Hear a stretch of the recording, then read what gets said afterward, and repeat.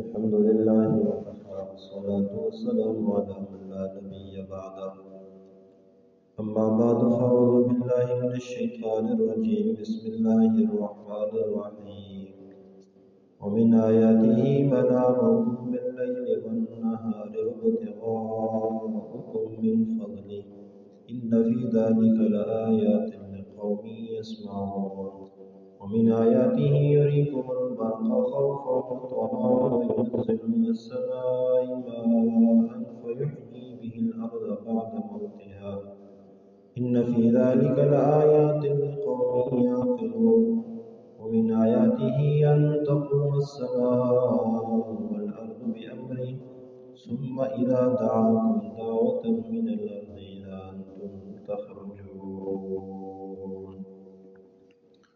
ومن آیاته اور اس کی قدرت کے دلائل میں سے منامکم باللیل تمہارا رات کو سونا والنہار ابتغاؤکم من فضلی اور دن کے وقت تمہارا اس کے فضل کو تلاش کرنا.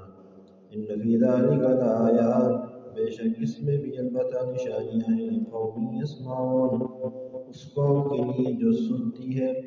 ومن آیاتہ اور اس کی قدرت کی نشانیوں میں سے ہے یریکم البرق وہ تمہیں دکھاتا ہے بجلی خوفا ڈرانے کے لیے وطمعا امید کے لیے.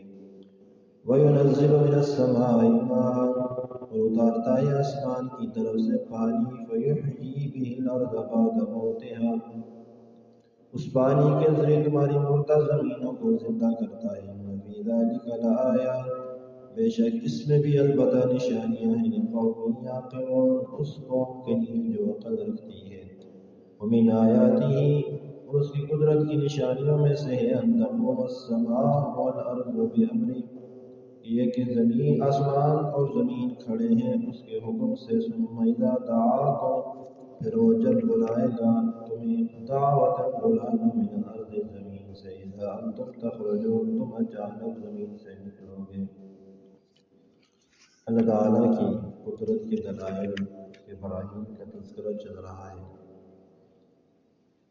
فرمایا من آیاتہ اللہ تعالیٰ کی قدرت کی نشانیوں میں سے دلائل میں سے دن اور رات کا آنا جانا بھی ہے. منامکم باللیل والنہار وابتغاؤکم من فضلہ دن اور رات بھی اللہ تعالیٰ کی قدرت کی بڑی نشانیوں میں سے ایک نشانی ہے. تم دیکھتے نہیں ہو کہ تم دن بھر اس کے فضل کو تلاش کرتے ہو کام کاج میں مصروف ہوتے ہو تھک جاتے ہو پھر اللہ تمہیں رات عطا کر دیتا ہے سونے کے لیے سکون حاصل کرنے کے لیے آرام کرنے کے لیے.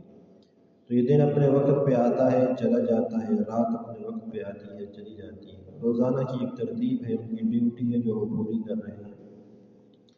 ومن آیاتہ منامکم باللیل اور اللہ تعالیٰ کی قدرت کی نشانیوں میں سے تمہارا رات کو سو جانا.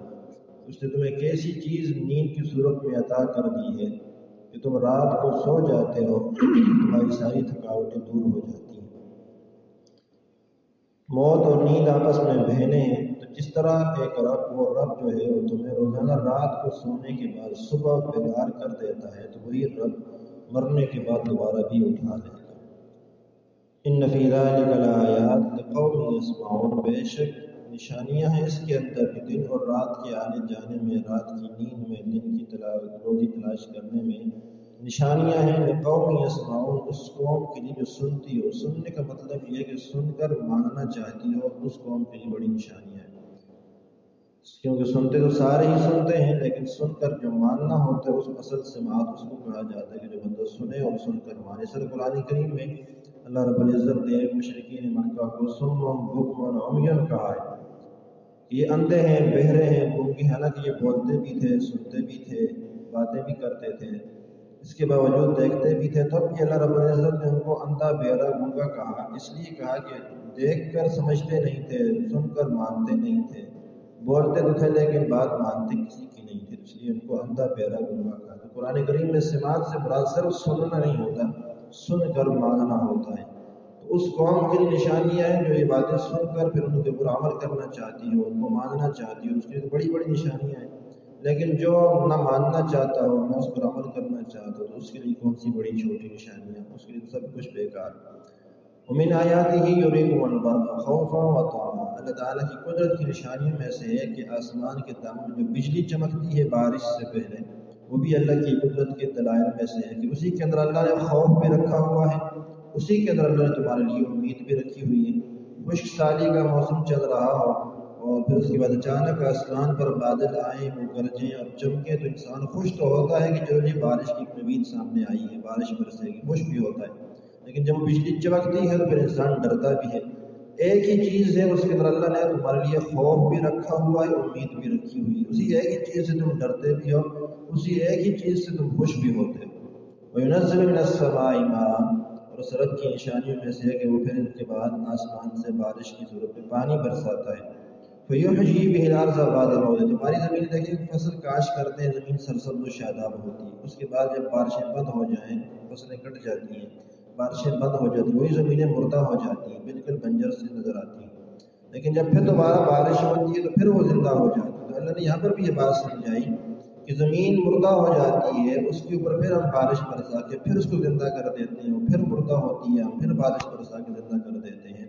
تو جو رب زمین کو مرنے کے بعد دوبارہ زندہ کر سکتا ہے تو وہ انسانوں کو بھی مرنے کے بعد دوبارہ زندہ کر سکتا ہے۔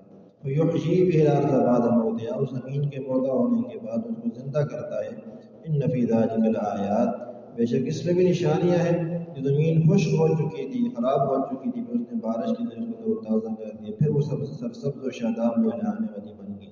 قوم یعقلون، اس قوم کے لیے جو عقل رکھتی ہے، عقل تو سب رکھتے ہیں، عقل سے کام لیتی ہے، اس کو استعمال کر کے اللہ تعالیٰ کی قدرت کو سمجھنے کی کوشش کرتی ہے۔ ومن آیاتہ ان تقوم السماء والارض بامرہ، اللہ تعالیٰ کی قدرت کی نشانیوں میں سے زمین و آسمان جو اپنی جگہ پہ کھڑے ہیں، یہ بھی اللہ تعالیٰ کی نشانیوں میں سے کہ چھوٹی سی عمارت بندہ بناتا ہے، اس کے نیچے دیواریں ستون کھڑے کرنے پڑتے ہیں، لیکن اتنا وسیع آسمان ہے، نہ کوئی نیچے دیوار ہے نہ کوئی ستون ہے، پھر ایسا ایک نہیں ہے، اس کے اوپر 7 اور ہیں، سب کے سب کھڑے ہیں اور بغیر ستونوں کے بغیر دیواروں کے کھڑے ہیں، تو اس رب نے کھڑے کر کے دکھائے ہیں اور وہ کھڑے ہیں۔ اسی طرح زمین ہے، اس نے پانی کے اوپر اس نے بچھائی ہوئی ہے، وہ بھی زمین کی اپنی جگہ پہ ٹکی ہوئی ہے، قائم ہے۔ لیکن قرآن کریم کے اندر یہاں پر زمین و آسمان دونوں کے لفظ تقوم استعمال ہوا ہے کہ دونوں اپنی جگہ پہ کھڑے ہیں۔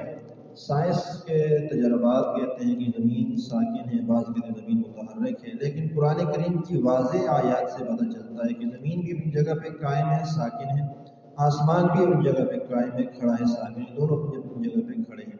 یہ جو گردش کرنے والی چیزیں ہیں، وہ سورج، چاند، ستارے وہ گردش کرتے ہیں، زمین و آسمان اپنی جگہ پر قائم ہیں، کھڑے ہیں۔ ثم اذا دعاكم دعوة من الارض، پھر اس کے بعد وہ تمہیں بلائے گا جس وقت وہ چاہے گا، تم سب کے سب ختم ہو جاؤ گے، مر جاؤ گے، زمین کے اندر دفنا دیے جاؤ گے، پھر اس کے بعد اس کا جب حکم ہوگا وہ تمہیں بلائے گا۔ حضرت اسرافیل علیہ السلام پہلا سور پھونکیں گے، ساری کائنات ختم ہو جائے گی، دوسرا سور پھونکیں گے تو پھر ساری کائنات زمین سے اٹھے گی، اسی کا ذکر دوسرے کا ذکر ہے۔ اذا انتم تخرجون، پھر تم اچانک زمین سے نکلو گے، جو جس کے جسم کے اعضاء کی ذرات جہاں جہاں ہوں گی وہ وہاں سے نکلیں گے۔ یہ مطلب نہیں کہ جو دفنائے گے تو وہ نکلیں گے، باقی نہیں نکلیں گے۔ اذا انتم تخرجون، زمین کے کسی بھی جگہ پر تمہارے ذرات ہوں گے، جب وہ دوسرا سور پھونکا جائے گا تمہارے ذرات اکٹھے ہوں گے، ملیں گے سب کے سب، پھر ایک انسان تیار ہو کے اللہ کے دربار میں حاضر ہوگا، باقی والی